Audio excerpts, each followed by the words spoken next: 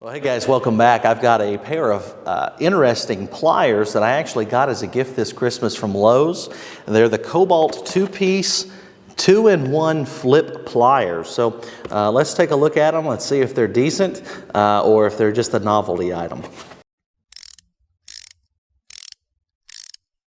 Okay, so my daughter actually picked these out for me.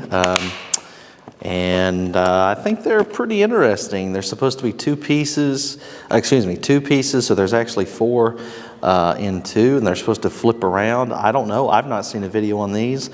They might be gimmicky, but then again, it might be nice to have one of these in the back of the truck, especially when space is an issue. So let's tear into these and see what they look like. That's a part number right there. Okay, there's the first one. It's showing the needle nose pliers. Okay, let's see how this works. I've not tried this before, so this is the first time. Oh, now I got to say that is pretty cool. That is, it's pretty neat. Now the handle feels weird because of the shape, this angle here. I will say that, although it's certainly not, it doesn't keep it from working. There is a pretty decent gap there within the teeth. That's me squeezing it all the way, and you can see there's a gap. The teeth don't line up perfectly, the pinchers there. So, I mean, is it the highest quality tool? Definitely not. Those close pretty well. You've got some wire cutters there, so standard needle nose with some wire cutters, and then you can lock them closed. Pretty nifty. I'm gonna do that one more time. It's just a matter of, that's pretty cool. Neat idea. And then you can lock them shut. Okay, let's get this other pair out of here. And these are your small linemans. Okay, so here's your lineman. You can open them up to another pair of needle nose. These do not have the wire cutters. They are spring loaded, so that's nice. Just like that. So, not a bad little set. Now, how much work will they do? I don't know, but that's a neat little set. Definitely, if you've got a bag to go, and you can lock them that way as well. So these little shoulder pins here, they're going to take some of the force.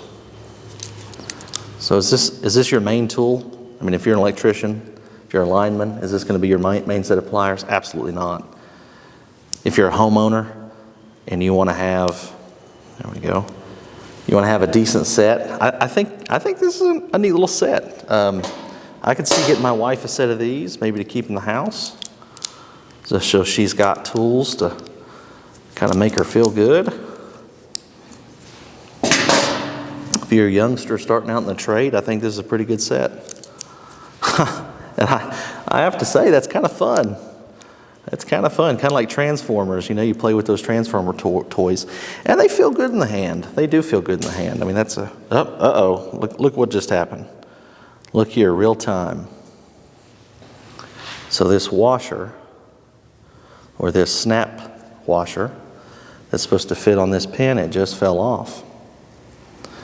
That's going to be a problem. Let's see if I can use these pliers to...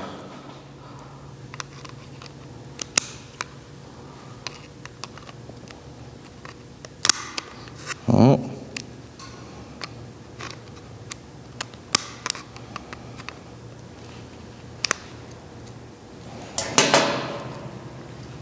So that's back on. I'm not going to guarantee how long. It looks like that snap ring there. It's not really a snap ring. It looks like that's a little too big for what we're dealing with. So, is that going to be a weak point? Yeah, that's going to be a weak point. Kind of a lot of moving parts and pieces here. All in all, I think my daughter got these. When I say my daughter, my wife took her. Oh, looky there it goes. So, oh man, that's definitely going to be a problem. They just kind of snap in there, so that's definitely a weak point right there. So can I recommend these as far as Doing any kind of actual trade work with them? No, I can't, just because they've fallen apart right in front of your eyes a couple times. Are they neat? They're really neat. I wish that they would. There it goes again. Uh-oh, I think that time it ended in the floor. That might be a goner. So if that pin's completely out, it's nothing. So that is a vital piece of this tool right here. And it's already fallen out, what, 3 times right in front of the camera? So can I recommend these?